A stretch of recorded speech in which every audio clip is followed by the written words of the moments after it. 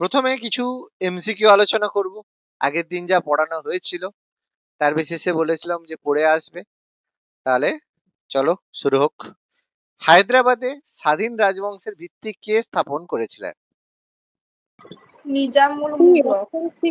C c তাহলে option c হবে c. Nizamul Mulk Asaf Khan.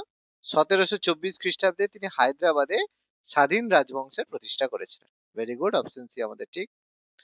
পরের প্রশ্ন, নিজামুল মুলক আসফ খাঁ কত খ্রিস্টাব্দে হায়দ্রাবাদে স্বাধীন রাজবংশ প্রতিষ্ঠা করেন? এখনই বলে দিলাম, বলো দেখি আরেকবার। Option D. D. Option D 1724। ঠিক আছে, 1724-এ হায়দ্রাবাদে স্বাধীন রাজবংশের পতন করে। ঠিক আছে। আচ্ছা, নিজামুল মুলক কোন মুঘল সম্রাটের ওয়াজির হিসেবে কাজ করেছিলেন?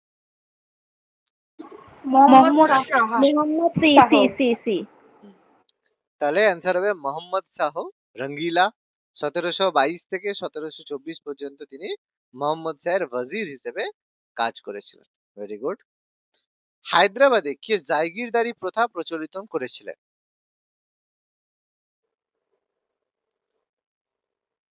হায়দ্রাবাদে কে? Nizam sir D. হ্যাঁ, তাহলে নিজামুল মুলক তিনি হায়দ্রাবাদে প্রশাসনিক এবং ভূমি রাজস্ব ব্যবস্থায় জায়গিরদারি প্রথা চালু করেছিলেন। আচ্ছা, উত্তরাধিকারী যুদ্ধে সালাবাদ জং কাদের সহায়তায় ক্ষমতায় অধিষ্ঠিত হয়েছিল? সালাবাদ জং কাদের সহায়তায় ক্ষমতায়? ফরাসিদের। ফরাসি। ফরাসি হবে না ইংরেজ হবে? ফরাসি। ওকে, তাহলে ফরাসি হবে। তাহলে সালাবাদ জং 1751 খ্রিস্টাব্দে ফরাসিদের সহায়তায় নিজাম হয়েছিল হায়দ্রাবাদের। Very good. নিজাম আলী খান কত সালে অধীনতামূলক মিত্রতা চুক্তিতে স্বাক্ষর করেন? 1765। ডি। 1765। না, 1765 নয়, 1798। 1798।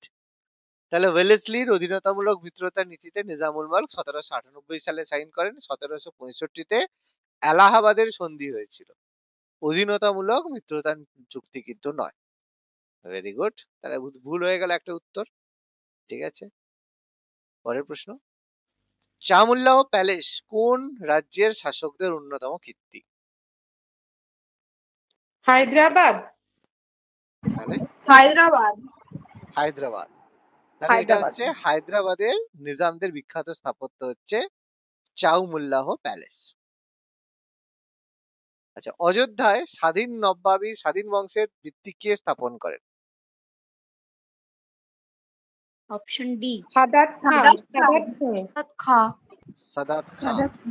তাহলে সাদাত খাঁ 1722-এ অযোধ্যায় স্বাধীন রাজবংশের সূচনা করেন। আচ্ছা, কোন মুঘল সম্রাট মোহাম্মদ শাহ সাদাত খানকে কোন উপাধিতে ভূষিত করেন? বোহরান উল মুলক। বোহরান উল মুলক উপাধি দিয়েছিলেন কারণ তিনি তো এমন কিছু রেভিনিউ সিস্টেম ইন্ট্রোডিউস করেছিলেন যার কারণে প্রচুর লাভবান হয়েছিল। Very good. সাদাত খান কোন যুদ্ধের পরে আত্মহত্যা করেন? কর্নালের যুদ্ধ। Battle of Karnal. যখন 1739-এ নাদির শাহ আক্রমণ করেছিল, সেখানে কর্নালের যুদ্ধের সময় নাদির শাহকে বলেছিল যে ঘুষ দেব। নাদির শাহ বলছে আর বেশি ঘুষ চেয়েছে, আর এদিকে মোহাম্মদ শাহ তো দুটোর মাঝখানে ফেঁসে স্যান্ডউইচ হয়ে সাদাত খান আত্মহত্যা করে। আহম্মদ শাহ কাকে ওয়াজির পদে নিয়োগ করেন এবং এলাহাবাদের প্রদেশের দায়িত্ব দিয়েছিল?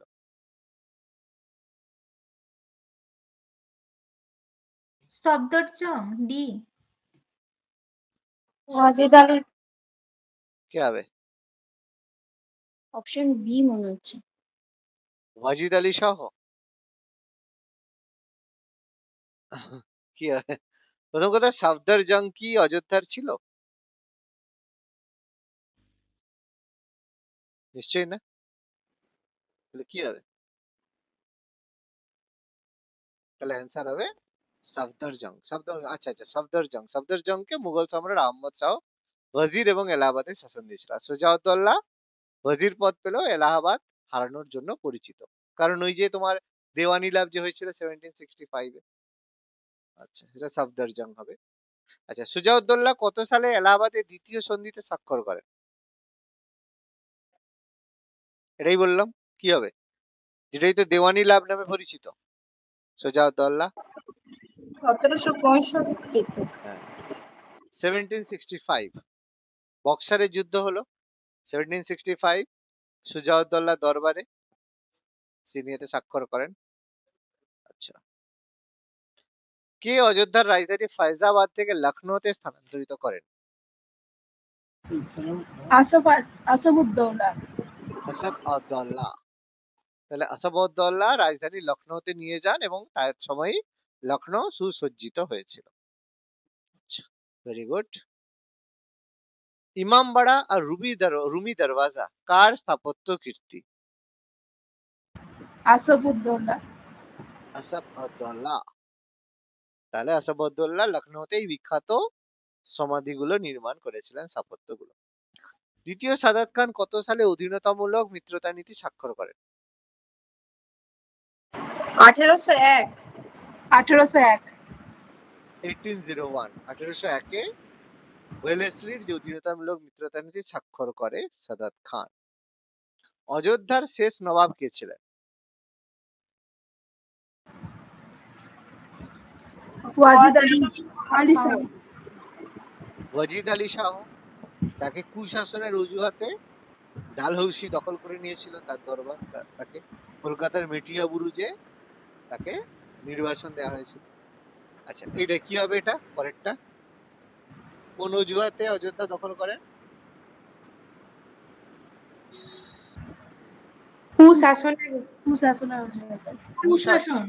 কুশাসন, যেটাকে মিস গভর্নেন্স বলা হয়, তার অজুহাতে অযোধ্যা দখল করা হয়েছিল এবং ওয়াজিদ আলী শাহকে নির্বাসন দেওয়া হয়েছিল। আচ্ছা, সিপাহী বিদ্রোহে পরাজয়ের পরে বেগম হযরত মহল কোথায় আশ্রয় নেন? বলেছিলাম ওয়াজিদ আলী শাহ নেপাল। তাহলে নেপালে তিনি পালিয়ে যান এবং সেখানেই তার মৃত্যু হয়। বাংলার প্রথম স্বাধীন নবাব কে ছিলেন? মুর্শিদ কুলি খাঁ 1717-তে বাংলার প্রথম স্বাধীন নবাব। কত সালে বাংলার দেওয়ান হিসেবে নিযুক্ত হয়েছিলেন মুর্শিদ কুলি খাঁ? 1716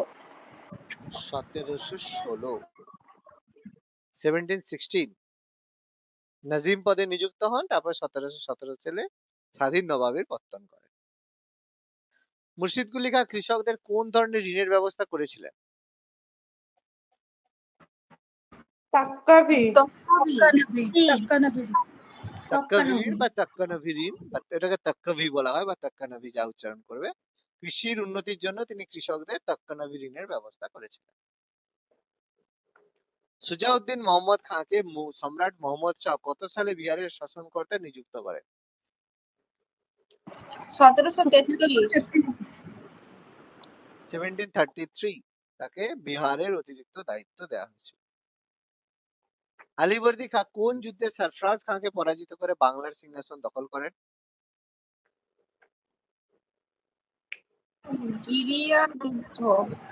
ব্যাটল অফ গিরিয়া বা ঘিরিয়া। 1740-এ ব্যাটল অফ গিরিয়া বা ঘিরিয়ার যুদ্ধে আলীবর্দী খাঁ সরফরাজ খাঁকে পরাজিত করেন। আলীবর্দী খাঁ কাদের সঙ্গে 1751 খ্রিস্টাব্দে চুক্তি করতে বাধ্য হয়েছিলেন?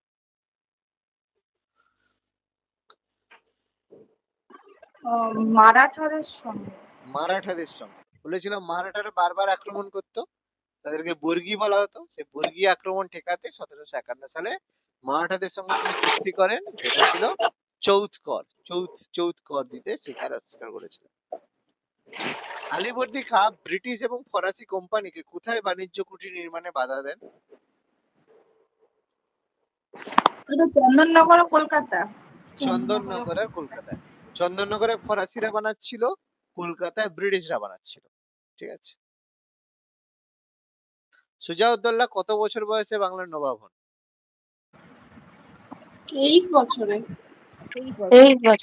23 বছর বয়সে 1756-তে তিনি বাংলার নবাব হন। কলকাতা দখলের পরে সিরাজউদ্দৌলা তার নাম কি রেখেছিল? আলীনগর। আলীনগর। দাদু আলীবর্দী খান নাম অনুসারে আলীনগর রেখেছিলেন। হলওয়েলের মতে অন্ধকূপ হত্যায় কতজন ব্রিটিশ সৈন্য মারা গেছিল? 123 জন। 123 জন, মানে 146 জনের মধ্যে 123 জন মারা গেছিল। আলীনগরের সন্ধি কবে হয়েছিল?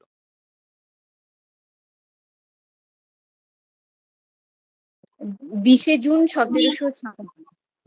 23 জুন। কোনটা হবে? D, option D. ওটা কি ফেব্রুয়ারিতে? 9 ফেব্রুয়ারি। বলো কোনটা করব? সুন্দর আছে, যেটা বলবে সেটাই করবো।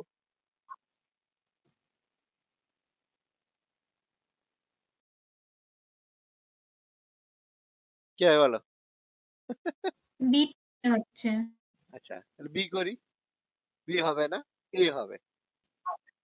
তাহলে 9 ফেব্রুয়ারি 1757, তাই তো? 9 ফেব্রুয়ারি 1757 সিরাজের সঙ্গে ইংরেজদের আলীনগরের সন্ধি স্বাক্ষর হয়। 23 জুন কি ছিল? পলাশির যুদ্ধের দিন ছিল, তাই তো? তাহলে অতদিনে তো শেষ গল্প তার। পলাশির যুদ্ধে সিরাজের প্রধান সেনাপতি কে ছিলেন, যিনি বিশ্বাসঘাতকতা করেছিলেন? মির্জাফর। মির্জাফর।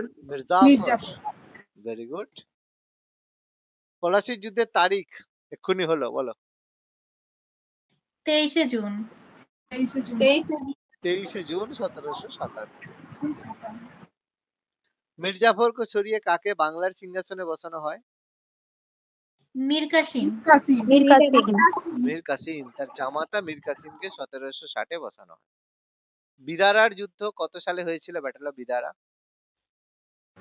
1759। ওলন্দাজ বা ডাচদের সঙ্গে ব্যাটল অফ বিদারা হয়েছিল। মীর কাসিম রাজধানী মুর্শিদাবাদ থেকে কোথায় নিয়ে যান? মুঙ্গের। ইংরেজদের প্রভাব থেকে মুক্ত থাকতে তিনি তার রাজধানী মুর্শিদাবাদ থেকে মুঙ্গেরে সরিয়ে নিয়ে যান। বক্সারের যুদ্ধ কবে হয়েছিল? 64। 22 অক্টোবর।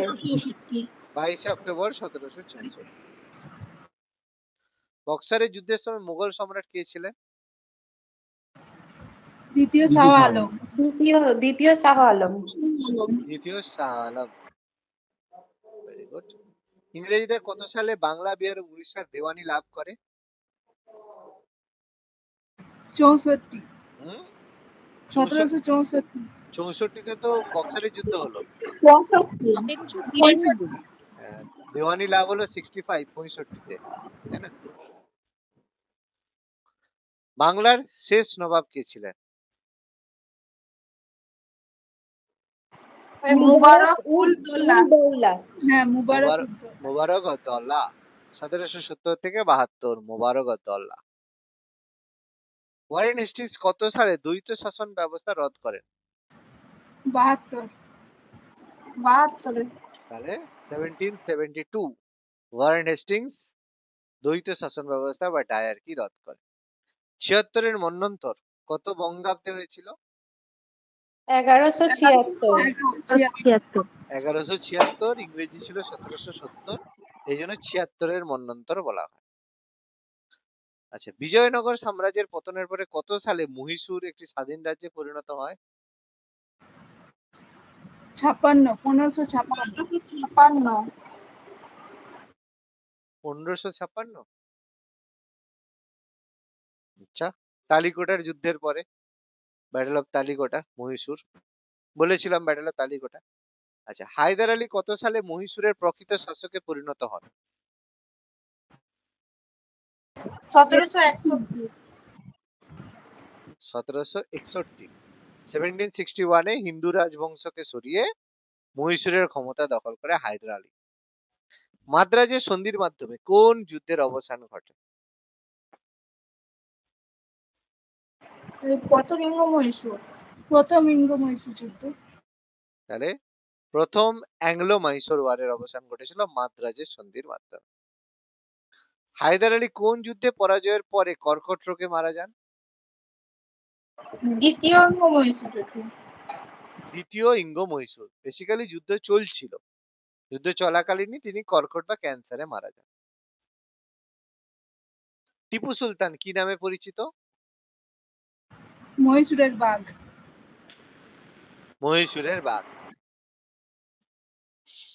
আচ্ছা, ম্যাঙ্গালোরের সন্ধি কবে হয়েছিল? Treaty of Mangalore. 1784।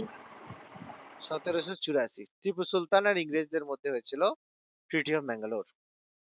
টিপু সুলতান কোন ফরাসি রাজনৈতিক দলের সদস্য হয়েছিলেন?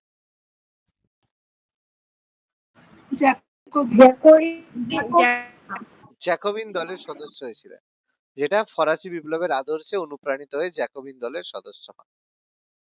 টিপু সুলতান তার রাজধানী কোথায় ওই স্বাধীনতার বৃক্ষরোপণ করেন? শ্রীরঙ্গপত্তনম। শ্রীরঙ্গপত্তনম। কত সালের সন্ধিতে টিপুকে তার রাজ্যের অর্ধেক অংশ ইংরেজদের দিতে ও তার মিত্রদের দিতে হয়? 99। 1792।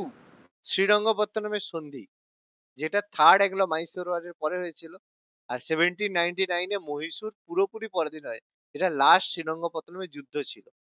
অর্ধেক আগে ছেড়েছিল, তারপরে সে বিভিন্ন ফ্রান্সে ট্রান্সে গিয়ে তোমার হচ্ছে সমর্থন আদায়ের চেষ্টা করে, কিন্তু লাস্ট পর্যন্ত যুদ্ধ করে এবং শেষে 1799 এ মারা যায় এবং তারপর মাইসোর ক্যাপচার। তাহলে 1792 তে ছেড়ে দিতে হয়েছিল। লাস্ট টিপু সুলতান কোন যুদ্ধে লড়াই করতে গিয়ে প্রাণ হারান?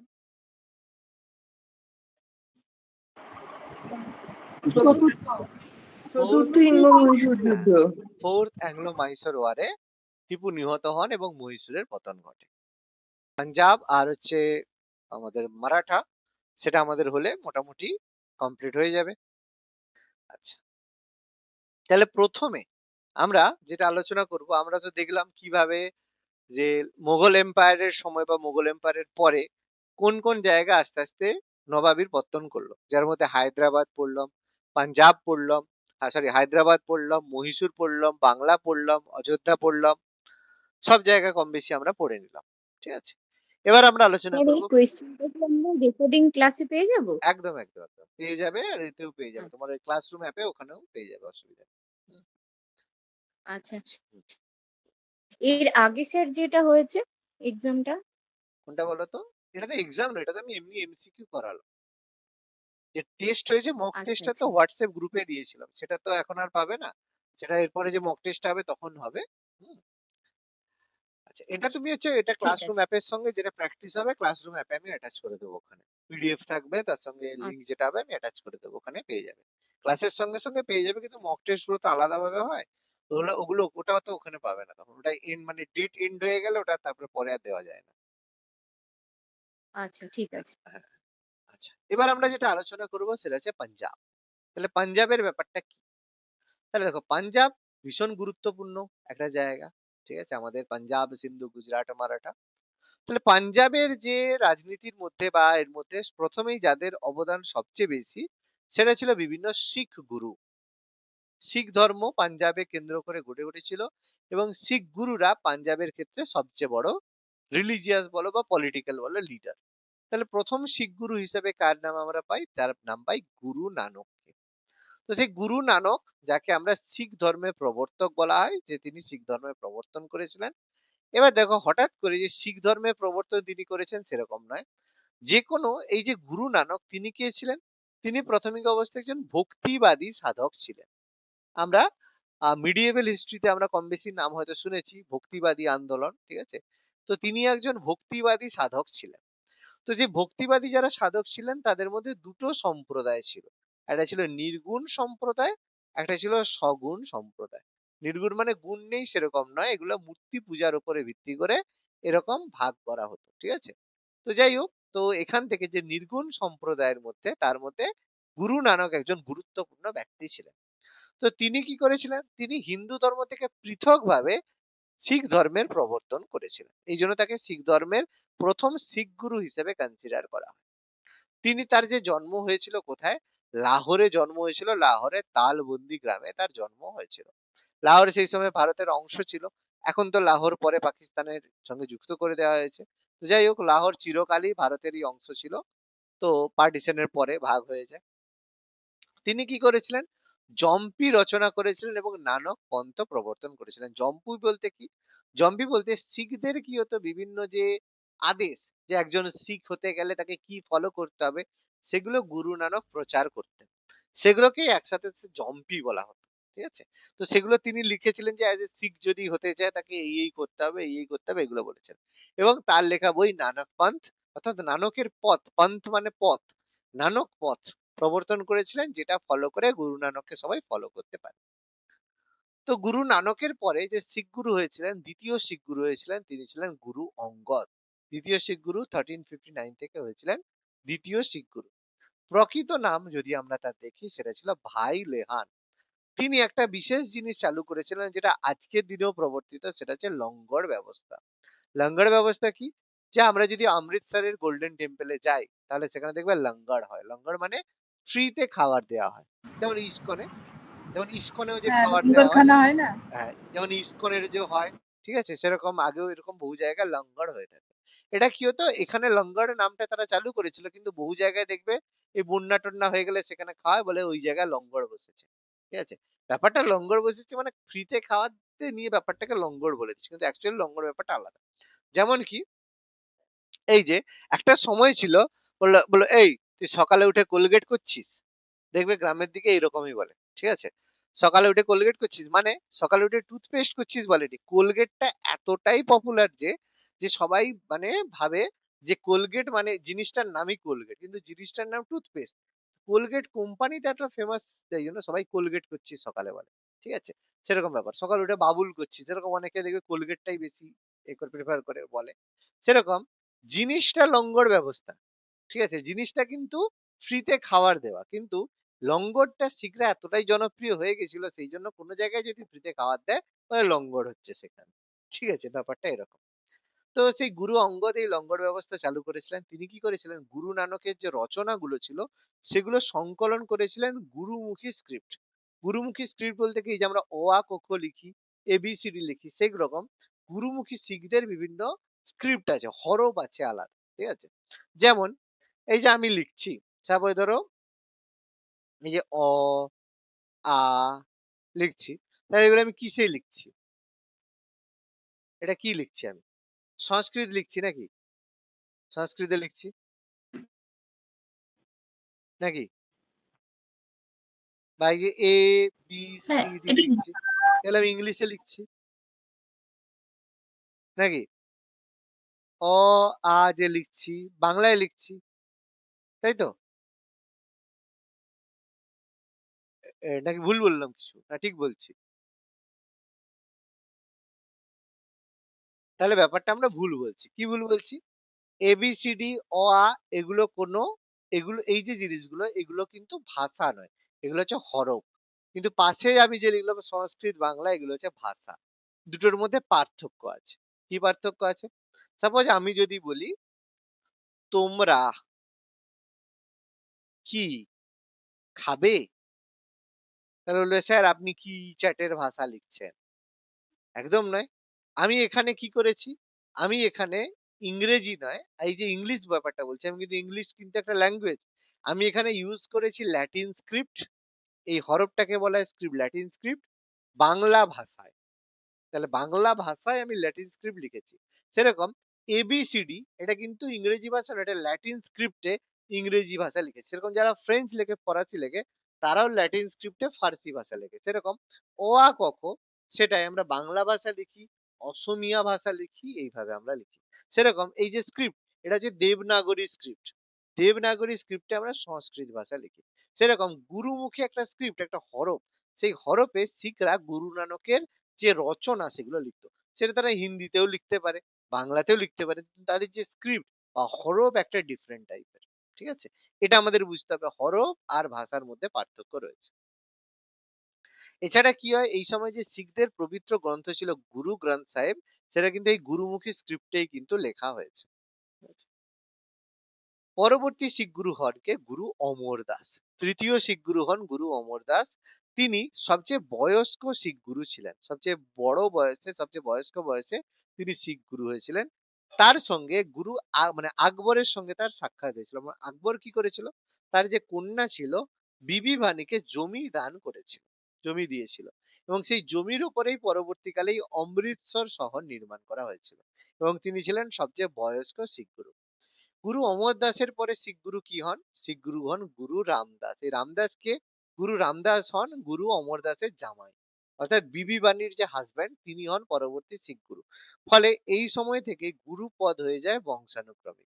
মানে যে গুরু হবে তার পরিবারের লোক তারাই হয়ে যাবে পরবর্তী গুরু। তার মানে দেখো প্রত্যেক ধর্মই প্রথমে যখন সূচনা হয় তখন বংশ পরম্পরায় থাকে না, কিন্তু পরবর্তীকালে কিছুদিন পরে সেটা বংশ পরম্পরায় হয়ে যায়।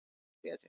যেরকম কংগ্রেস মনে করতো যে বাবা আমাদের হচ্ছে ভারতের প্রধানমন্ত্রী হওয়া মানে সে গান্ধী পরিবারের লোক হবে, জওহরলালের ফ্যামিলি যারা হবে তারাই হবে পরবর্তী প্রধানমন্ত্রী, এটাই তারা ভেবে নিয়েছে। ঠিক আছে, যে বাবার সম্পত্তি ভেবে নিয়েছে।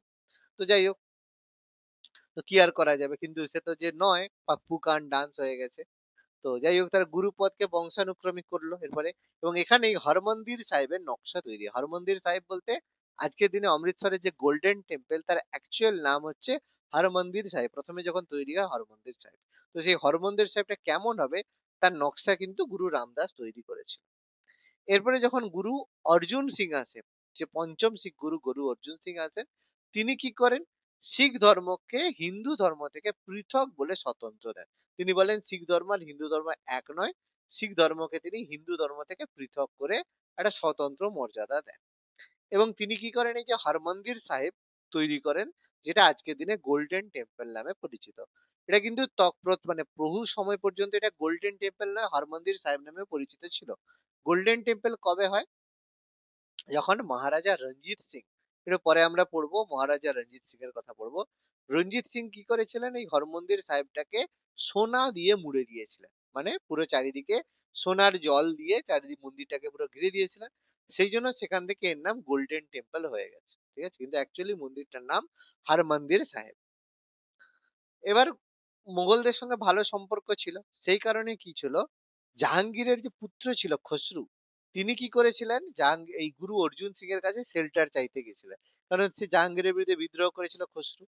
এবারে অর্জুন সিং কি করেছিল? খসরুকে সাহায্য করেছিল ভারত থেকে চলে যেতে, পালিয়ে যেতে। এতে জাহাঙ্গীর খুব রেগে যায়, দিয়ে ক্ষতিপূরণ দাবি করে, তো বলছে না দেবো না। সেই জন্য জাহাঙ্গীর কি করে? 1606 খ্রিস্টাব্দে শিখ গুরুকে হত্যা করে দেয়। বুঝতে পারছো, কোনো একজন শিখকে হত্যা করা আলাদা কথা, আর কোনো শিখ গুরুকে হত্যা করলে কি হবে? ফলে এখান থেকে মুঘলদের সঙ্গে শিখদের একটা চির শত্রুতা তৈরি হয়েছে। ফলে এই সময় থেকে শিখদের সঙ্গে মুঘলদের সংঘাত শুরু হয়ে যায়। এবার যখনই গুরু অর্জুন সিংকে মারা হলো, পরবর্তী শিখ গুরু হিসেবে কনসিডার করা হলো কাকে? গুরু হরগোবিন্দকে। কিন্তু এই গুরু হরগোবিন্দ খুব কম বয়সে, সবচেয়ে 11 বছর বয়সে গুরু হিসেবে হন। কেন? কারণ 11 বছর তার যখন বয়স ছিল তখন গুরু অর্জুন সিংকে মেরে দেওয়া হয়েছিল। এবার সেই সময় তাকে কিন্তু মুঘল দরবারে তাকে কিন্তু জেলে রাখা হয়েছিল, কিন্তু শিখরা তাকে তাদের গুরু হিসেবেই কনসিডার করে। এই জন্য বলা হয় সবচেয়ে কম বছর বয়সে গুরু কে হয়েছিলেন? গুরু হরগোবিন্দকে বলা হয় ষষ্ঠ শিখ গুরু। পরবর্তীকালে তাকে ছেড়ে দেওয়া হয়, এই জন্য তাকে বলা হয় সবচেয়ে নবীনতম শিখ গুরু বলা হয় তাকে। তিনি কি করেছিলেন? তিনি প্রথম থেকেই বুঝেছিলেন যদি যদি বেঁচে থাকতে হয় তাহলে লড়াই করতে হবে। এই জন্য তিনি কি করেন? শিখদের সামরিক জাতি বা যোদ্ধা সম্প্রদায়ে পরিণত করেন। মানে শিখদেরকে প্রথম থেকে ট্রেনিং দেয় যে যদি লড়াই না করো তাহলে সার্ভাইভ করতে পারবে না। সেই কারণে তাকে কি বলা হতো? সেই কারণে তাকে বলা হতো সৈনিক সাধু। সৈনিক একজন সাধু, কিন্তু সৈনিকের মতো কথাবার্তা বলেন, কারণ সবাইকে যুদ্ধ করতে বলেন। তিনি শিখদেরকে বলতেন যে সবসময় দুটো চাকু রাখবে, একটার নাম হবে মিরি, একটার নাম হবে পিরি। দুটো চাকু তিনি সবসময় রাখতে বলতেন, কারণ যে কোনো সময় আক্রমণ হতে পারে। নিজেকে প্রোটেক্ট করার জন্য সবসময় দুটো চাকু যেন সবসময় রাখা হয়। ওই জন্য তিনি সবাইকে মিরি আর চিপিরি দুটো চাকু রাখার কথা বলেন। তিনি সবচেয়ে কম বয়সে হয়েছিলেন বলে সবচেয়ে বেশি সময়ের জন্য শিখ গুরু ছিলেন। তাকে বলা হতো সচ্চা বাদশাহ। ঠিক আছে? সচ্চা বাদশাহ মানে যে সবচেয়ে সত্যির পথে চলে, সত্য পথ দেখায়, তাকে বলে সচ্চা বাদশাহ। সত্য পথ দেখায়, সেজন্য সচ্চা বাদশাহ বলা। তিনি কি করেছিলেন? হরমন্দির সাহেবে 12 ফুট উচ্চতা বিশিষ্ট আকাল তখ্ত নির্মাণ করেছিলেন। এই আকাল তখ্ত জিনিসটা কি? যে শিখদের আমাদের যেমন মন্দিরে পুজো করার জন্য একটা উঁচু জায়গা করে সেখানে ঠাকুর থাকে, সেরকম শিখদের কি হয় হরমন্দির সাহিবে একটা উঁচু জায়গা রয়েছে, 12 ফুট উঁচু জায়গা রয়েছে। সেখানে কি হয় শিখ গুরুরা বসে বিভিন্ন ধরনের জ্ঞান দিয়ে থাকে। ঠিক আছে? যে এরকম করা উচিত, এরকম করা উচিত, সেটাকে আকাল তখ্ত বলা হয়। হুম? তো সেই আকাল তখ্ত তিনি নির্মাণ করেছিলেন। এছাড়া তিনি কর্তারপুর যে শহর ছিল সেটাকে একটা সুরক্ষিত শহরে পরিণত করে তার নাম করেছিলেন হরগোবিন্দপুর। মানে এখান থেকে শিখদেরকে তিনি প্রোটেক্ট করার জন্য একদম সুরক্ষিত শহরের মতো একটা ক্যাপিটাল তৈরি করেছিলেন। তো হরগোবিন্দ একদম অনেকদিন ১৬০৬ থেকে ১৬৪৪ পর্যন্ত ছিলেন। এরপরে ১৬৪৪ তার মৃত্যুর পরে গুরু হররায়কে পরবর্তী শিখ গুরু করা হয়। কিন্তু তার সময় গুরুত্বপূর্ণ তিনি অরঙ্গজেবের ভাই ছিল দারা শিকোকে সুস্থ করার জন্য অরঙ্গজেব হররায়কে ডেকে পাঠিয়েছিল। হররায় কি করে তার বড় পুত্র রাম রায়ের পরিবর্তে গুরু হরকিষণকে পরবর্তী গুরু বানায়। মানে এখান থেকে মুঘলদের সঙ্গে আবার একটা ভালো সম্পর্ক তৈরি হওয়া শুরু হয়। গুরু হরকিষণ কি হয় অরঙ্গজেব তাকে দিল্লিতে ডেকে পাঠিয়েছিল, কিন্তু সেখানে তিনি বসন্ত বা পক্স রোগে তিনি মারা যান। অর্থাৎ বেশি দিন তিনি কিন্তু থাকতে পারেন। অর্থাৎ এই সময় রিলেশনটা আবার মোটামুটি একটা স্টেবল হয়ে গেছিল গুরু হররায়ের সময় আর গুরু হরকিষণের সময়, কারণ তখন মুঘলদের সঙ্গে সেরকম ভাবে আর সংঘাত ছিল না। আবার আগের মতো কিছুটা জাহাঙ্গীর যেটা গন্ডগোল করেছিল আবার মোটামুটি একটা ঠিক জায়গায় হয়েছিল। ঠিক জায়গায় হওয়ার কারণ ছিল দারা শিকো। কারণ এই যে দারা শিকো প্রথম থেকে হিন্দুদের প্রতি একটা ভালো ইমেজ তিনি রিপ্রেজেন্ট করে গেছেন। সেই জন্য আবার একটা ভালো সম্পর্ক তৈরি হতে শুরু করেছিল। তো যাই হোক, এরপরে যখন পরবর্তী শিখ গুরু হয় গুরু তেগ বাহাদুর, সেই সময় আবার একটা গন্ডগোল শুরু হলো। তাহলে গুরু তেগ বাহাদুর যখন নবম শিখ গুরু হন সেই সময় একটা গন্ডগোল হয় কি, গন্ডগোলটা হয় কাশ্মীর নিয়ে। তাহলে তেগ বাহাদুরের সঙ্গে কিন্তু অরঙ্গজেবের কোনো ডাইরেক্ট কোনো শত্রুতা তৈরি হয়, কিন্তু কি হয়েছিল কাশ্মীর যে অঞ্চল ছিল সে কাশ্মীর অঞ্চলে মুঘলরা গিয়ে সেই জায়গার লোকেদেরকে জোর করে ধর্মান্তরিত করা শুরু করেছিল, কনভার্ট করা, জোর করে ধর্মান্তরিত করা শুরু করে। এতে কি হয় সেখানকার লোকেরা তেগ বাহাদুরের সাহায্য প্রার্থনা করে, যাতে তেগ বাহাদুরকে বলে যাতে সাহায্য করা হোক। তো তেগ বাহাদুর তখন বলে ঠিক আছে আমি সাহায্য করছি, এবং তেগ বাহাদুর সৈন্য মানে তাদেরকে যারা যাতে মুসলিম না হয় সেই জন্য তাদেরকে করা শুরু করে। ফলে মুঘলদেরকে বেগ পেতে হলো কাশ্মীরে ইসলামকে প্রচার করতে। সেই জন্য তিনি কি করেন অরঙ্গজেব তেগ বাহাদুরকে ডেকে পাঠান। ডেকে বলেন যে তুমি ইসলাম ধর্ম গ্রহণ করো। তুমি যদি ইসলাম ধর্ম গ্রহণ করো তাহলে কাশ্মীরের লোকেরাও করবে। সে বলল না আমি করবো না, অস্বীকার করলো। তাহলে যখন অস্বীকার করলো তার যে দুজন বডিগার্ড ছিল তেগ বাহাদুরের তাদেরকে তার সামনেই মারা হলো ব্রুটালি, খুব কষ্ট দিয়ে মারা হলো। বলে এবার কি ধর্ম কবুল করবে, বলছেন না তাও করবো না। তার তেগ বাহাদুরের যে দুজন ছেলে ছিল তাদেরকেও তার সামনে একদম টর্চার করে মানে মেরে দেয়া হলো খুব কষ্ট দিয়ে। বললো এবার তো করবে, বলছে না এবারও করবো না। যতই কষ্ট দিক যতই করুক একদম নড়ন চড়ন নেই, কোনো অসুবিধা নেই। তখন বাধ্য হয়ে কি করলো দিল্লির চাঁদনি চকে হাতির পায়ের তলায় চিপে অরঙ্গজেব কি করলো তেগ বাহাদুরকে মেরে দিল।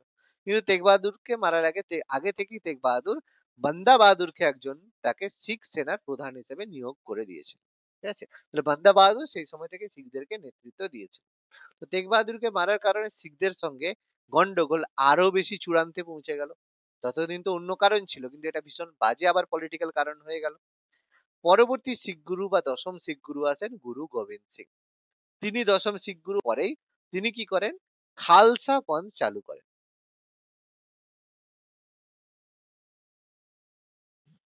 তিনি কি করেন তিনি খালসা পন্থ চালু করেন। খালসা ব্যাপারটা কি? খালসা হচ্ছে একটা মানে অংশ, বা খালসা হচ্ছে একটা আমরা বলতে পারি যে একটা ট্রাইবের মতো, যাদের মানে যাদেরকে নিয়োগ করা হয়েছিল কিসের জন্য শিখদেরকে প্রোটেক্ট করার জন্য। মানে মোদ্দা কথা কি যে যে কোনো সময় শিখদের উপরে তো আক্রমণ হতে পারে, কারণ মুঘলরা যে কোনো সময় আক্রমণ করতে পারে, করছে করে তো মানে শিখদের যে মহিলাদের উপরে অত্যাচার করছে, এবং তাদের তো আর মুঘলদের চরিত্র তার বলে লাভ নেই, তো ভালো চরিত্র ছিল। তো স্বাভাবিক সেই জন্য তারা কি করে শিখদের মধ্যে যারা সমর্থ ছিল তাদেরকে প্রোটেকশন মানে তারা যাতে সবাইকে রক্ষা করে সেই জন্য তারা খালসা তৈরি করে। এই জন্য দেখবে খালসাকে সবসময় মানে খুব সম্মান করা হয়। ওই জন্য বলা হয় দেখবে কোনো কিছু হলে ভাই গুরুদি খালসা বলা হয়। মানে খালসা সবসময় শিখদের মধ্যে খুব একটা সম্মানীয় মধ্যে বলা হয়ে থাকে। তারা নিজেদের জীবন উৎসর্গ করে শিখদেরকে তারা প্রোটেক্ট করতো। এই জন্য খালসা বলা হয়, একটা যোদ্ধা সম্প্রদায় তৈরি করে। এই গুরু গোবিন্দ সিং এর ৫ জন শিষ্যকে বলা হতো পঞ্চ পেয়ারে। তারা মেইনলি গুরু গোবিন্দের যে মানে তথ্য বা গুরু গোবিন্দের যে প্রচার তারা করত। তার আত্মজীবনীর নাম ছিল গুরু গোবিন্দ সিং এর বিচিত্র নাটক। এছাড়া তিনি রচনা করেছিলেন দশম পাতশাহ কা গ্রন্থ। তিনি বলতেন শিখদেরকে 5টি ক ধারণ করতে। 5টি ক বলতে প্রথম ক মানে কেশ, লম্বা চুল রাখা। দ্বিতীয় ক মানে কৃপান বা তরবারি রাখা। তৃতীয় ক মানে কচ্ছ মানে খটপায়ে জামা পরা। চতুর্থ ক মানে কাঙ্গা মানে চিরুনি রাখা। পঞ্চম ক মানে কাড়া বা লোহার বালা পরা। এবং তিনি সমস্ত পুরুষকে আদেশ দেন যে নিজের নামের শেষে সিং বা সিংহ রাখতে এবং মহিলাদের নামের শেষে কর বা রাজকুমারী রাখতে। ওই জন্য মহিলাদের নাম দেখবে কর হয় হরমনপ্রীত কর, আর ছেলেদের নাম দেখবে হরভজন সিং, যুবরাজ সিং, যোগিন্দর সিং। সেই জন্য মানে শিখদের দেখবে ছেলেদের নামের শেষে সিং থাকে আর মেয়েদের নামের শেষে কর থাকে। কর কথার অর্থ রাজকুমারী, সিং কথার অর্থ সিংহ। এবার গুরু গোবিন্দ সিং মারা যাওয়ার পরে এবার কি হবে পরবর্তী 11তম শিখ গুরু, সেই জন্য ডিসাইড করা হয় যে আর কোনো 11 শিখ গুরু হবে না, কারণ বাকি 9জন যে গুরু তারা গুরু নানককে অনুসরণ করেছিল এবং যেহেতু কোনো জীবিত মানব উত্তরসূরি নেই, সেই জন্য গুরু গ্রন্থ সাহেবকেই তারা 11তম শিখ গুরু হিসেবে কনসিডার করবে এবং সারা জীবন তারা তাকেই চিরন্তন হিসেবে মনে করবে। এই সময় কেউ যদি নিজে বলে যে আমি শিখদের পরবর্তী গুরু, কেউ কথা শুনবে না, কারণ পরিষ্কারই তারা ডিসাইড করে নিয়েছে আর কোনো জীবিত ব্যক্তি শিখ গুরু হতে পারবে না। কিছুদিন আগে আমাদের ওই কি বলে একজন জনরেল সিং ভিন্ডরাওয়ালে, নাম হয়তো শোনোনি, আমাদের যে খালিস্তানি মুভমেন্টের অ্যাক্টিভিস্ট ছিল, সে নিজেকে একটু শিখ গুরু করার মতো চেষ্টা করছিল, ঠিক আছে। তো যাই হোক কেউ ওসব বলেনি, খালিস্তানি মুভমেন্ট একটা অন্যরকম ব্যাপার, সেটা কিন্তু কেউ আর পরবর্তী মনে করে। তো যাই হোক গুরু গোবিন্দ সিং মারার পরে শিখদেরকে নেতৃত্ব দিল কে, বান্দা বাহাদুর। তিনি 1708 থেকে 1716 পর্যন্ত তিনি নেতৃত্ব দিলেন, কিন্তু ফারুক সিয়ারের সময় তাকে 1716 খ্রিস্টাব্দে হত্যা করে দেওয়া হয়। তাকেই বলা হতো সাচ্চা বাদশাহ। তাহলে দুজন ব্যক্তিকে বলে সাচ্চা বাদশাহ, একটা গুরু হরগোবিন্দ আর একটা হচ্ছে বান্দা বাহাদুর। কিন্তু যদি বলে কোন শিখ গুরুকে সাচ্চা বাদশাহ বলা হয়, সেটা হরগোবিন্দ বলতে হবে, কারণ বান্দা বাহাদুর তো কোনো মানে শিখ গুরু ছিল না, ঠিক আছে। তো যাই হোক বান্দা বাহাদুর মারা যাওয়ার পরে শিখরা কি হলো, পুরো ছত্রভঙ্গ হয়ে গেল। সেই কারণে প্রায় 50 বছর পরে 1780 খ্রিস্টাব্দে কি করেন, মহারাজা রঞ্জিত সিং এর উত্থান হন। তিনি মাত্র 12 বছর বয়সে। এই সময় পাঞ্জাবিরা কি ছিল, বিভিন্ন মিসলে ভাগ ছিল। মিসল মানে আমরা যেমন অঞ্চল বলি, সেরকম অঞ্চলে বিভক্ত ছিল। সেরকম পাঞ্জাবে 12টা মিসলে ভাগ ছিল। তো মহারাজা রঞ্জিত সিং তিনি মাত্র 12 বছর বয়সে একটা মিসাল সুকোচকিয়া বলে একটা মিসাল তার প্রধান হন এবং তিনি ধীরে ধীরে 1799 সালে লাহোরে নিজের ক্যাপিটাল স্থানান্তরিত করেন এবং তারপরে অমৃতসর থেকে শুরু করে বহু জায়গা দখল করেন এবং 1809 সালে ইংরেজদের সঙ্গে তার কনফ্লিক্ট হয় এবং চার্লস মেটাকাপের সঙ্গে তিনি অমৃতসরের সন্ধি স্বাক্ষর করেন। এরপরে 1838 সাল পর্যন্ত তিনি বেঁচে ছিলেন 39। সেই সময় আফগানিস্তানের শাহ সুজা আর ইংরেজদের যে চার্লস মেটাকাপ এর সাথে একটা ত্রিশক্তি চুক্তি স্বাক্ষর হয়েছিল, যার ফলে মারাঠাদের সঙ্গে মানে এদের সঙ্গে শিখদের সঙ্গে ইংরেজদের একটা চুক্তি হয়েছিল, একটা যে কেউ কাউকে আক্রমণ করবে না। কিন্তু মহারাজা রঞ্জিত সিং যখন মারা গেল, মারা যাওয়ার সঙ্গে সঙ্গে যেসব খালসা বাহিনী ছিল তারা কি করলো, অমৃতসরের যে চুক্তিটা হয়েছিল সেটাকে তারা ভেঙে ফেললো। কারণ সেই চুক্তিতে বলা হয়েছিল যে শতদ্রু নদী যে রয়েছে তার বাঁ দিকের অংশ যেটা রয়েছে সেটা শিখদের থাকবে, ডান দিকের অংশ ইংরেজদের থাকবে। খালসা বাহিনী কি করলো, বলছে না আমরা আরো দখল করব। তো এই অংশ করে তারা কি করলো, শতদ্রু নদী অতিক্রম করে আক্রমণ করলো, ব্যাস। ইংরেজরা কি চুপ করে বসে থাকবে? স্বাভাবিকভাবে প্রথম ইঙ্গো শিখ যুদ্ধ হলো এবং সেই সময় গভর্নর জেনারেল ছিল লর্ড হার্ডিঞ্জ, ঠিক আছে। তিনি কি করেন, যুদ্ধ করলেন এবং 1846 এ তারা জিতে গেল এবং মানে জোর করে ভৈরওয়ালে চুক্তি, যেটাকে লাহোরের দ্বিতীয় সন্ধি স্বাক্ষর করা হলো। এতে কি হলো, শিখরা সম্পূর্ণভাবে বিপর্যস্ত হলো এবং স্যার হেনরি লরেন্সকে রেসিডেন্ট হিসেবে নিযুক্ত করা হলো এবং শিখদের যে টেরিটরি সমস্ত ডিসিশন হেনরি লরেন্সের হাতেই দেওয়া হলো, যে তিনি ডিসিশন নেবেন যে শিখরা কি করবে না করবে, মোদ্দা কথা কন্ট্রোল করা শুরু করলো। এরপরে দ্বিতীয় ইঙ্গসুক যুদ্ধ করলো, মানে খালসা বাহিনী আবার যুদ্ধ করলো, কিন্তু 1848 এ কিছুদিনের মধ্যেই তারা শিখ বাহিনী আত্মসমর্পণ করলো। তখন লর্ড ডালহৌসি বললো না, এদেরকে রেখে লাভ নেই, চলো পুরো সাম্রাজ্য দখল করো। এবং লর্ড ডালহৌসি কি করলো, সম্পূর্ণভাবে পাঞ্জাবকে ব্রিটিশ সাম্রাজ্যভুক্ত করে নিল এবং মহারাজা রঞ্জিত সিং এর যে ওয়াইফ ছিল জিন্দান, রাজমাতা জিন্দান, আর তার ছেলে রাজা দলীপ সিংকে লন্ডনে পাঠিয়ে দিল যে তোমরা এখানে থাকলে আবার শিখরা ঐক্যবদ্ধ হতে পারে, তো বাবু তোমরা লন্ডনে চলে যাও, সেখানে তুমি থাকবে, খাবে দাবে থাকবে, পেনশন দেওয়া হবে, কিন্তু ইন্ডিয়াতে আসার চেষ্টা করো না। ব্যাস শিখরা হয়ে গেল শেষ। এখান থেকে শিখরা সম্পূর্ণভাবে পাঞ্জাব ইন্ডিয়ার মানে ব্রিটিশদের ক্যাপচার হয়ে গেল। এবার শিখদের পরে আমরা যার সম্পর্কে আলোচনা করব মারাঠা। তো মারাঠার মধ্যে ছত্রপতি শিবাজী মহারাজ, সম্ভাজি মহারাজ রয়েছে। এগুলো আমাদের খুব বেশি আলোচনার বিষয়বস্তু নয়। এটা আমি মিডিয়েভেলে কিছু জায়গায় পড়াবো হালকা করে। সেটা এই পড়ানোর সময় মানে মুঘল পড়ানোর সময় করে দেবো। এটা আমরা পড়বো, যেটা মারাঠার পড়বো এখানে পেশোয়া। ব্যাপারটা কি? দেখো, শিবাজি, ছত্রপতি শিবাজি সম্পর্কে যদি দু চার লাইন বলা হয় সেটা কি হবে? তার জন্ম হয়েছিল, তার মা ছিল জিজাবাই, দাদাজি কোন্ডদেব, আর গুরু রামদাসের দ্বারা তিনি শিক্ষা লাভ করেছেন। তো ছোটবেলা থেকেই দাদাজি কোন্ডদেব তাকে রামায়ণের গল্প, মহাভারতের গল্প সব শুনিয়েছেন, এবং মাতা জিজাবাই তাকে সবসময় মেয়েদের সম্মান করা শিখিয়েছে। এই কারণে ছত্রপতি শিবাজি মহারাজ চিরকালই মহিলাদের সম্মান প্রদর্শন করে এসেছেন। তো পরবর্তীকালে তিনি 1665 সালে শিবাজি পুরন্দরের সন্ধি স্বাক্ষর করেন, যার ফলে কি হয়, বহু টেরিটরি মুঘলরা পেয়ে গেছিল, মুঘলদের হাতে চলে গেছে। 1680-তে ছত্রপতি শিবাজি মারা যাওয়ার পরে সম্ভাজি শাসক হন, এবং তার মন্ত্রী ছিল কবি কলশ। কিন্তু সঙ্গমেশ্বর বলে একটা জায়গায়, সেখানে মানে মোবারক খান বলে অরঙ্গজেবের সেনাপতি, তার হাতে সম্ভাজি মারা যান এবং কবি কলশকে বন্দি করা হয়, এবং তাকে ব্রুটালি হত্যা করা হয়েছিল, যার মেনশন আমরা কবি কলসের মানে যার মেনশন আমরা পাই অরঙ্গজেবের লেখার মধ্যে। এবং তাছাড়া যে ছাবা বলে একটা সিনেমা কিছুদিন আগে বেরিয়েছে, সেখানে এটা সম্পর্কে দেখানো হচ্ছে। তো যাই হোক, সেটা আর বলছি না। এবার সম্ভাজি মারা যাওয়ার পরে তার যে সৎ ভাই মানে আমাদের যে মানে শিবাজির আরেকজন পুত্র ছিল রাজারাম, তিনি সিংহাসনে বসেন, এবং 1700 খ্রিস্টাব্দে রাজারামও মারা যান। এবার রাজারামের পরে তার ছেলে দ্বিতীয় শিবাজি সিংহাসনে বসেন, কিন্তু তার মা তারাবাই মানে রাজারামের ওয়াইফ, তিনি আসল শাসন কার্য চালান। ভালো ব্যাপার, তো চলছে। এবার কি হয়েছিল, দ্বিতীয় শিবাজির মৃত্যুর পরে কোলাপুরের শাসক করা হলো দ্বিতীয় শম্ভুজিকে।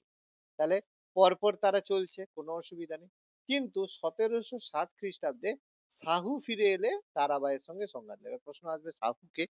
শাহু হচ্ছে এই যে সম্ভাজি মহারাজ যখন মারা যান, তার যে পুত্র ছিল শাহু, তিনি কি হন, মহারাষ্ট্রে ফিরে আসেন। কারণ 1707 পর্যন্ত মুঘলরা শাহুকে বন্দি করে রেখেছিল। 1707-এ তারা কি করে, শাহুকে ছেড়ে দেয়। ব্যাস, এবার হয়ে গেল গন্ডগোল। কেন? কারণ এইদিকে যে সম্ভাজি মারা যাওয়ার পরে রাজারাম, কারণ এই ধরো এটা ধরো শিবাজি, ঠিক আছে, শিবাজির দুজন পুত্র, একটা হচ্ছে শম্ভুজি আর একটা হচ্ছে রাজারাম, ঠিক আছে। তাহলে প্রথমে সম্ভাজি রাজা হলো, রাজা হওয়ার পরে তাকে তো মেরে দিল, মেরে দেওয়ার পরে রাজারাম হলো শাসক। আর রাজারাম মারা যাওয়ার পরে তার যে ছেলে, ঠিক আছে, তার যে ছেলে দ্বিতীয় শিবাজি বসলো সিংহাসনে, দ্বিতীয় শিবাজি বসলো। তো দ্বিতীয় শিবাজির পরে দ্বিতীয় সম্ভাজি বসলো, মানে এদের বংশ বসে যাচ্ছে। কিন্তু এই যে শম্ভুজির যে পুত্র শাহু, সে মুক্ত হয়ে গেলে সে তো সিংহাসনের দাবি করবে, কারণ তার বাবা তো ছিল, শাসক ছিল। এবার সে বসতে চাইবে, আর এদিকে দ্বিতীয় শম্ভুজি, সেও ছাড়তে চাইবে না, কারণ বলেছে আমি তো এতদিন বসে আছি, আমার বাবাও তো ছিল। ব্যাস, হয়ে গেল গল্প। এই নিয়ে সংঘাত হবে, মারাঠাদের মধ্যে সিভিল ওয়ার হবে। তখন কি হবে, শাহুকে বললো তুমি সাতারায় থাকো, আর দ্বিতীয় শিবাজিকে বললো যে তুমি কোলাপুরে থাকো, ঠিক আছে। এটা হচ্ছে মানে দ্বিতীয় শম্ভুজি পরে আসে, দ্বিতীয় শিবাজি তখন ছিল, ঠিক আছে। এটা এটা পরের ইনফরমেশন। দ্বিতীয় সম্ভাজি এদের মধ্যে দুজনে একই সময় ছিল। ফলে এখান থেকে মারাঠারা দুটো ভাগে ভাগ হয়ে যায়। এবার মারাঠাদের মধ্যে যে পেশোয়া, পেশোয়া বলতে কাকে বলা হয়, প্রধানমন্ত্রী বা প্রাইম মিনিস্টারকে বলা হয়। এবার শাহু তো শাসক, ভারতে মানে মারাঠা সাম্রাজ্যে ফিরে এলো, কিন্তু কে নিয়ে এলো? নিয়ে আসার পেছনে একজন বড় কলকাঠি দাঁড়িয়েছিল, সে হচ্ছে বালাজি বিশ্বনাথ। এই যে বালাজি বিশ্বনাথ ছিল প্রধানমন্ত্রী, তিনি কি করেন, মুঘল সম্রাট ছিল, মুঘল সম্রাট বেসিক্যালি, সেই সময় মুঘল সম্রাটের সময় সৈয়দ ব্রাদার্স বলে একজন ছিল, সৈয়দ ভ্রাতৃদ্বয়, ঠিক আছে, পরে পড়বো আমরা। মুঘলদের তাদের সঙ্গে চুক্তি টুক্তি করে বললো শাহুকে ছাড়িয়ে নিয়ে আসার জন্য, তিনি সমস্ত কলকাঠি নাড়িয়েছিলেন। স্বাভাবিকভাবে এই বালাজি বিশ্বনাথ যেহেতু শাহুকে ছাড়িয়ে এনেছিল, তাহলে শাহু কি করবে, তাকে একটা বড় পদ দেবে। এবং বালাজি বিশ্বনাথই তাকে হেল্প করেছিল তাকে সাতারার সিংহাসনে বসার জন্য। মানে পুরো তাকে একদম জেলখানা থেকে, বন্দি থেকে একদম রাজা পুরো বালাজি বিশ্বনাথই বলে বানিয়েছে।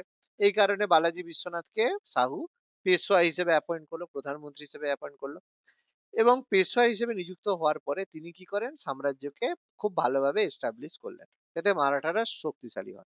কিন্তু তার সময় থেকে পেশওয়া পদ বংশানুক্রমিক হলো, কারণ তিনি কি করেছিলেন পরে তার যে ছেলে প্রথম বাজিরাওকে পরবর্তী পেশওয়া হিসেবে নিযুক্ত করলেন। এবার এই যে বললাম কিভাবে শাহুকে ছেড়েছিল, তারপরে তিনি এই যে সৈয়দ ব্রাদার্স, যে সৈয়দ ভ্রাতৃদ্বয়, তার সঙ্গে সন্ধি করে ফারুক সিয়ারকে পরে পদচ্যুত করেছিলেন।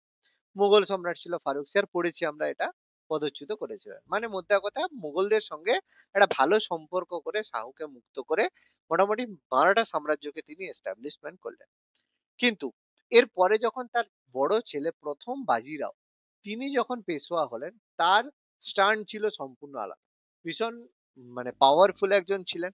খুব মানে খুব যাকে বলে খুব মানে স্পিডি পারসন ছিলেন। যা হবে বাবু তাড়াতাড়ি করব। যেমন যুদ্ধ করতে পারতেন সেরকম শাস্ত্র জ্ঞান, মানে এক কথায় তার সঙ্গে কম্পিটিশন করার মতো কেউ ছিল না। ঠিক আছে? মানে তাকে বহু লোকে কম্পিটিশন চ্যালেঞ্জ দেওয়ার চেষ্টা করেছিল। তিনি সবার চ্যালেঞ্জ অ্যাকসেপ্ট করতেন। মানে সেই সময় তার মতো ক্যাপেবল পারসন অন্য কেউ ছিল না। ফলে পরবর্তী পেশওয়া পদের যে কেউ দাবি করবে সেরকম কেউ ছিল না। কারণ প্রথম বাজিরাও এতটাই ক্যাপেবল ছিলেন সেই সময়ের জন্য। ওইজন্য সবাই মেনে নিয়েছে। তিনি মারাঠাকে কেন্দ্র করে অখণ্ড সাম্রাজ্য হিন্দু পাদশাহী প্রতিষ্ঠা করেন। মানে হিন্দু সাম্রাজ্য প্রতিষ্ঠা করেন। দেখো শাহু রাজা হয়ে বসে আছে, কিন্তু যা ডিসিশন সব পেশওয়ারাই নেওয়া শুরু করেছে। মানে এক কথায় শাহু ওই নাম কা ওয়াস্তে শাসক হিসাবে রয়েছে। তিনি কি করেন নিজামের হায়দ্রাবাদের নিজামের সঙ্গে বালাপুরের যুদ্ধ করে নিজামকে পরাজিত করেন। এতদিন সাতারা ছিল ক্যাপিটাল, তিনি সাতারা থেকে পুনেতে ক্যাপিটালকে ট্রান্সফার করেন। বাজিরাও নিজামের সঙ্গে আবার একটা যুদ্ধ করলো পালখিদের যুদ্ধ। বহুবার নিজামের সঙ্গে তার ৩ বার যুদ্ধ হয়েছে, ভোপালের যুদ্ধ হয়েছে আরেকটা। সব যুদ্ধেই তিনি নিজামকে পরাজিত করলেন। নিজাম বারবার অ্যাটাক করছিল, বারবারই তাকে হারাচ্ছিল। ঠিক আছে? এইজন্য তিনি ছিলেন সবচেয়ে শক্তিশালী পেশওয়া। তাকে কেউ কোনোদিন হারাতে পারেননি। বেশি দিন তিনি বাঁচেননি, মাত্র ২০ বছর তিনি ছিলেন। জীবনে প্রচুর যুদ্ধ করেছেন। একদম খুব শক্তিশালী যুদ্ধ, খুব চ্যালেঞ্জিং যুদ্ধ করেছেন। কিন্তু কোন যুদ্ধে তিনি পরাজিত হয়নি। সেইজন্য তাকে মারাঠা জাতির নেপোলিয়ন বলা হয় থাকে। ঠিক আছে? শক্তিশালী পাওয়ারফুল তিনি ছিলেন। গ্র্যান্ড ডাফ তাকে বলেছেন। কিন্তু তিনি মারা যাওয়ার পরে তার যে ছেলে প্রথম বালাজি বাজিরাও তিনি যখন পেশওয়া পদ হলেন, তিনি কি করেন তিনি তার পিতার যে হিন্দু পাদশাহী সেখান থেকে তিনি বিচ্যুত হলেন। তিনি তার বাবার মতো যোদ্ধা ছিলেন না, কিন্তু বড় কূটনীতিবিদ ছিলেন। তিনি নানা সাহেব নামে পরিচিত। তিনি কি করেন তিনি উচ্চমানের এই যে কূটনীতিবিদ ছিলেন, পলিটিশিয়ান ছিলেন। তিনি তার বাবার হিন্দু পাদশাহী থেকে বেরিয়ে হিন্দু রাজাদের বিরুদ্ধে যুদ্ধ করেন এবং মুঘলদের সঙ্গে একটা ভালো সন্ধি করেন। এই জন্য ১৭৫২ সালে মুঘল সম্রাট আহম্মদ শাহের সঙ্গে চুক্তি করেন এবং উত্তর পশ্চিম সীমান্ত অঞ্চল আগ্রা আজমিরের চৌথ আদায় মানে কর যেটাকে বলে কর আদায়ের দায়িত্ব বালাজি বাজিরাও পেয়ে যায়। অর্থাৎ তিনি ওই অখণ্ড হিন্দু সাম্রাজ্য না করে মুঘলদের সঙ্গে ভালো সম্পর্ক মেনটেন করার চেষ্টা করেন। ঠিক আছে? ওই যে বললাম ঝামেলা মানে ওই যে বললাম না জীবনে যাকে বিশ্বাস করা যায় মুঘলদের সঙ্গে মুঘল কখনো বিশ্বাস করা যায় না। এতটাই খচ্চর, ঠিক আছে? এতটাই খচ্চর টাইপের ছিল। তো যাই হোক, এরপর যখন পাঞ্জাব পর্যন্ত সাম্রাজ্য এক্সপেন্ড করতে শুরু করে তখন আহম্মদ শাহরির সঙ্গে যুদ্ধ অনিবার্য হয়ে যায়। এই যুদ্ধটা বালাজি বাজিরাও বা এটা হতো না। কার ঢ্যামনামির জন্য হলো? এই আহম্মদ শাহের ঢ্যামনামির জন্য। পরিষ্কার কথা। মানে এ মারাত্মক খচ্চর টাইপের লোক ছিল। কোন রকমের কোন শক্তিশালী কিছু ছিল না। মানে কোন কিছু স্ট্রেংথ ছিল না। কিন্তু ভালো করেই জানতো শক্তিশালীকে যদি লাগিয়ে দিই মাঝখান থেকে আমি তো লুট করব। তো পাঞ্জাবের অধিকার আহমেদ শাহ ছিল। সে কি করেছে? বালাজি বাজিরাওকে বলছে, "তুমি এখানে ট্যাক্স আদায় করবে।" আবদালীকে বলেছে, "তুমি এখানে ট্যাক্স আদায় করবে।" এবার ভাবো তোমার একটা জমি রয়েছে। তুমি কি করেছো? সেই জমিটাকে এদিকে আম্বানিকে বিক্রি করে দিয়েছো, আর ওদিকে আদানিকে বিক্রি করে দিয়েছো। দিয়ে বলবে হায়। দিয়ে বলবে এবার আমি কি করব? বলবে আমি তো দুজনকেই বিক্রি করে দিয়েছি। এবার আম্বানি কি তোমাকে ধরবে? বলবে দেখো তুমি তাহলে আদানির সঙ্গে বুঝে নাও কি করে তার কাছ থেকে নিবে। এবার দুজনেরই দরকার জায়গাটা। দুজনেরই ইম্পোর্টেন্ট জায়গা। তাহলে লড়াইটা কার হবে? আম্বানি আদানির মধ্যে হবে। তুমি মাঝখান থেকে লড়াই নেবে। এবার লড়াই হলে কি হবে? মাঝখান থেকে তারা দুজনেই ক্ষতি হবে। এ তার ব্যবসা ক্ষতি করবে, সে তার ব্যবসা ক্ষতি করবে। হয়ে গেল সেই ব্যাপার। তাহলে আহম্মদ সাহেব তার কোনো যোগ্যতা ক্যাপাবিলিটি কিছু নেই, কিন্তু সে আবদালি আর মারাঠাদের মধ্যে যুদ্ধ লাগিয়ে দিল। তাই যুদ্ধ হলো, পানিপথের তৃতীয় যুদ্ধ হলো। সেই যুদ্ধে মারাঠারা পরাজিত হয়ে গেল আবদালির কাছে। ব্যাস গন্ডগোল। সেখানে সদাশিব রাও ছিল তৃতীয় পানিপথের যুদ্ধের সেনাপতি 1761 হলো। সেখানে বিশ্বাস রাও সদাশিব রাওয়ের নেতৃত্বে আবদালির হাতে তারা পরাজিত হলো। ফলে মারাঠারা হয়ে গেল প্রচন্ডভাবে দুর্বল। আচ্ছা, পরবর্তীকালে তারপর প্রথম মাধবরাও বালাজি বাজিরাওয়ের পুত্র, তিনি পেশওয়া হিসেবে নিযুক্ত হন। তিনি মারাঠাদের শক্তির আবার পুনর্জীবন করেছিলেন, মানে আবার মারাঠাদেরকে রিগেন করার তিনি চেষ্টা করেছিলেন, কিন্তু বেশি দিন তিনি বাঁচতে পারেনি। হঠাৎ করে টিবি রোগ হয় এবং টিবি রোগে তার তিনি মৃত্যুবরণ করেন। ফলে মারাঠারা আবার একটা সংকটের মধ্যে পড়লো। তারপরে কি হলো, রঘুনাথ রাও তিনি কি করলেন, রঘুনাথ রাওকে, নারায়ণ রাওকে বসানো হলো। কিন্তু রঘুনাথ রাও কি করলো, রঘুনাথ রাও কে ছিল, এই যে বালাজি বাজিরাও, এই যে বালাজি বাজিরাও তার ভাই ছিল। ঠিক আছে, বালাজি বাজিরাওয়ের ভাই ছিল, মানে প্রথম মাধব রাওয়ের হচ্ছে কাকা ছিল। সে দেখলো যে তার ভাইপো বসেছে, প্রথম মাধব রাও বসেছে। ঠিক আছে, এই যে রঘুনাথ রাও নারায়ণ রাওকে এখানে বসিয়েছে। এই যে রঘুনাথ রাও, এই যে কথা বললাম, সে কে ছিল, বালাজি বাজিরাওয়ের ভাই ছিল। এই যে বালাজি বাজিরাও ছিল, এই যে বালাজি বাজিরাওয়ের কথা বলছি, তার ভাই ছিল। তাহলে সে দেখলো তার ভাইপো প্রথম মাধব রাও বসেছে, কিন্তু প্রথম মাধব রাও এতটাই কেপেবল ছিল, তিনি কিছু বলেন না, ঠিক আছে যতদিন বেঁচে আছে তারপরে আমি দেখবো। এবার যখন তার ভাইপো মারা গেছে, সে বলে এবার তো আমি বসবো। কিন্তু দেখলো যে তাকে না বসিয়ে নারায়ণ রাও, মানে প্রথম মাধব রায়ের ছেলেকে বসিয়ে দিয়েছে। তখন সে বলে, বাবা আমি তো বসবো, আমাকে বসতে দিল না। সে কি করলো, তার ভাইপোর ছেলেকে সে মানে প্রহরীদেরকে দিয়ে মেরে দিল। ব্যাস, মেরে দিয়ে বললো আমি পেশোয়া হব। দিয়ে রঘুনাথ রাও সে হয়ে গেল পেশোয়া। তাহলে তিনি প্রথম থেকেই পেশোয়া হতে চেয়েছিল 1761 থেকেই, কিন্তু মাধবরাও বসেছিল বলে বসেনি। এবার যেহেতু সে মেরে বসেছে, তখন মারাঠা যারা নেতা ছিল তারা বলে, না না এসব তো চলবে না, তুমি মেরে বসবে হবে না, কারণ কে পেশোয়া হিসেবে বসবে সেটা আমরা ডিসাইড করব। মারাঠা নেতারা ছিল, তারা বলে আমরা বসবো। তারা কি করলো, বলছে তুমি মেরে দিয়েছো ভালো কথা, তুমি চলো। এই নারায়ণ রাও ছিল দ্বিতীয় মাধব রাও যে ছিল, এই যে দ্বিতীয় মাধব রাও ছিল, এই দ্বিতীয় মাধব রাওকে পেশোয়া হিসেবে বসিয়ে দিল। নারায়ণ রাওয়ের যে ছোট শিশু পুত্র ছিল, সে দ্বিতীয় মাধব রাওকে পেশোয়া হিসেবে বসিয়ে দিল। ভালো কথা। যেই বসিয়ে দিল, তখন রঘুনাথ রাও তেলেবু গুনে জ্বলে গেল। জ্বলে চলে গেল ইংরেজদের সঙ্গে চুক্তি করতে। বললো শত্রু শত্রু মিত্র হবে। তো ইংরেজদের সঙ্গে ঝামেলা আছে, ইংরেজদের সঙ্গে মারাঠাদের কনফ্লিক্ট চলছিল। বললো এখানে আর হবে না, চলো ইংরেজদের সঙ্গে কল। ব্যাস, চলে গেল রঘুনাথ রাও ইংরেজদের সঙ্গে। এদিকে দ্বিতীয় মাধব রাও পেশোয়া আছে, কিন্তু দ্বিতীয় মাধব রায় ছোট বাচ্চা, সে আর কি করবে। সেই জন্য দ্বিতীয় মাধব রায়ের হয়ে পুরো জিনিসটা কন্ট্রোল করতো কে, নানা ফড়নবিস। এই নানা ফড়নবিসকে বলা হতো মারাঠা ম্যাকিয়াভেলি, মানে মারাঠাদের যে সবচেয়ে কূটনীতিবিদ ছিলেন মারাঠা ম্যাকিয়াভেলি। অর্থাৎ দ্বিতীয় মাধব রাও শাসক, মানে পেশোয়া হলেও সমস্ত ডিসিশন এই নানা ফড়নবিসই নিতেন, এবং ইনি সবাইকে যুক্ত করে রেখেছিলেন, সবকে সংযুক্ত করে রেখেছেন। এবার রঘুনাথ রাও ইংরেজদের সঙ্গে গিয়ে মারাঠাদের বিরুদ্ধে যুদ্ধ করলো এবং সুরাটের সন্ধি স্বাক্ষরিত হলো 1775 সালে। এর ফলে কি হলো, সুরাটের সন্ধির ফলে যুদ্ধ হলো, প্রথম ইঙ্গো মারাঠা যুদ্ধ হলো, এবং সেতে মারাঠারা জিতে গেল। এবং 1782 সালে সলবাইয়ের সন্ধি হলো, যাতে কি হলো, যে 20 বছরের অনাক্রমণতা চুক্তি হলো, যে কেউ কারোর সাথে 20 বছর আক্রমণ করবে না। এটা বেসিক্যালি মারাঠাদের জয় ছিল নানা ফড়নবিসের কূটনীতির কারণে। কিন্তু 1800 খ্রিস্টাব্দ যখন এলো, 1800 খ্রিস্টাব্দ যখন হলো, তখন নানা ফড়নবিস মারা গেল। ঠিক আছে, 1800 পর্যন্ত বেঁচে ছিলেন, 1800-তে মারা গেল। এবার দ্বিতীয় বাজিরাও তখন পেশোয়া হিসেবে নিযুক্ত রয়েছে। ব্যাস, দ্বিতীয় বাজিরাও পেশোয়া থাকা অবস্থায় কি হলো, যে 1802 সালে বেসিনের চুক্তি স্বাক্ষরিত হয়ে গেল। ঠিক আছে, বেসিনের চুক্তি স্বাক্ষরিত হলো 1802, কারণ 20 বছর কমপ্লিট, 1782 থেকে 20 বছর বেসিনের চুক্তি হলো। এখানে বেসিক্যালি কেন কারণ হলো, তার কারণ এই যে দ্বিতীয় বাজিরাও যখন বসেছিল, ঠিক আছে, দ্বিতীয় বাজিরাও কে ছিল, এই যে রঘুনাথ রাও ছিল, তার ছেলে ছিল দ্বিতীয় বাজিরাও। এবার সে যখন বসলো, তখন মারাঠা পেশোয়ারা বলছে না, তার বাবা এইসব ঝামেলা করছে, তার ছেলেকে এবার সিংহাসনে বসতে দেবো না। ব্যাস, তারা কি করলো, পেশোয়াকে আক্রমণ করলো।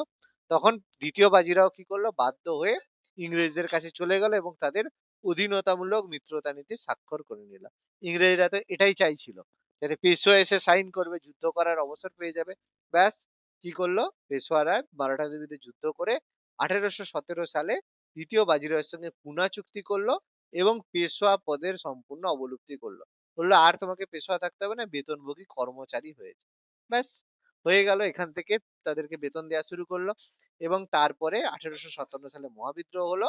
মহাবিদ্রোহে এই দ্বিতীয় বাজিরাওয়ের যে দত্তক পুত্র ছিল নানা সাহেব, তিনি এই বিদ্রোহ করেছিলেন। কেন? কারণ তার হচ্ছে পেনশন দেবে না তাকে বলেছে। তার পেনশন বন্ধ করে দিয়েছিল। সেইজন্য সে বলে আমি যুদ্ধ করব। ঠিক আছে? পেনশন যদি দিত তাহলে অসুবিধা নেই। পেনশন বন্ধ করে দেওয়ার জন্য যুদ্ধ করে। কিন্তু ১ম বাজি এই যে সিপাহি বিদ্রোহে পতন হয় ভারতীয়দের। তার ফলে কি হয়? মারাঠারা সম্পূর্ণভাবে এন্ড হয়ে যায়। ঠিক আছে? এরপর ছোট্ট করে আমাদের জাট রয়েছে। জাট আর হচ্ছে জাটরা। জাট বলতে রাজস্থানের যে অঞ্চল সেখানে জাট বলা হয় ভরতপুরে। সেখানে জাট সাম্রাজ্য বানিয়েছিল চূড়ামন এবং বদন সিং।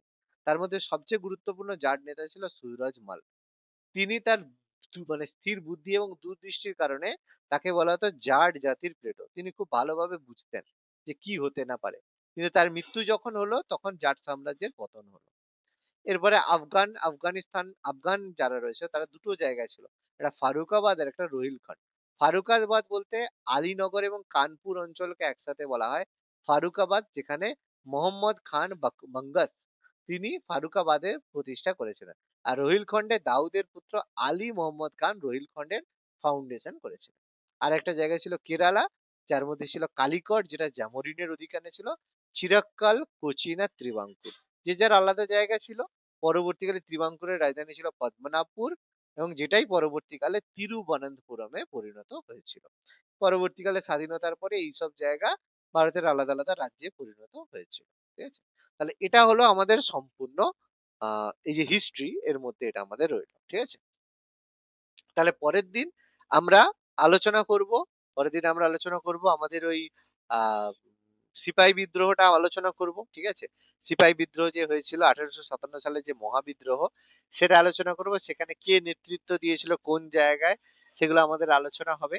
আর এটা আমাদের পরের দিন আবার এমসিকিউ হবে। ঠিক আছে? আচ্ছা, শুধু এটা করবে না পুরো পিডিএফটা একদম প্রথম থেকে এতটা পর্যন্ত করবে? বলো, পুরোটা রিভিশন করবে না যেটা পড়ানো হলো শুধু একটু? পুরোটাই করবো। তাহলে পুরোটা, তাই তো? ঠিক আছে, তাহলে হ্যাঁ। পুরোটাই একবার ভালো করে পড়ে নেবে। ঠিক আছে? তাহলে প্রথম থেকে একদম শেষ পর্যন্ত ইউরোপীয়দের ভারতের আগমন, পর্তুগিজ থেকে শুরু করে পুরোটার উপরেই আমি এমসিকিউ করাবো। তাহলে পড়াটা আবার একটু ভালো হবে, পুরোটা রিভিশন হবে। সেটা হবে তারপরে আমাদের মহাবিদ্রোহটা পরের দিন করবো। আজকের মতো আবার এরকম পেয়ে যাবে। ওকে, ঠিক আছে।